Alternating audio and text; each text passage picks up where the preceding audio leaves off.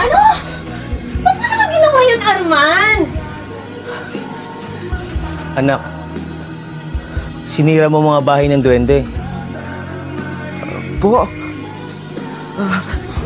Anong gagawin natin? Napakalaking kasalanan ng ginawa ng anak mo. Kailangan niyong mag-alay para mapayapang mga ginulo niyang nilalang. Siguraduhin mong babalik si Arman kung saan sinira niya yung mga punso at maghihintay siya doon.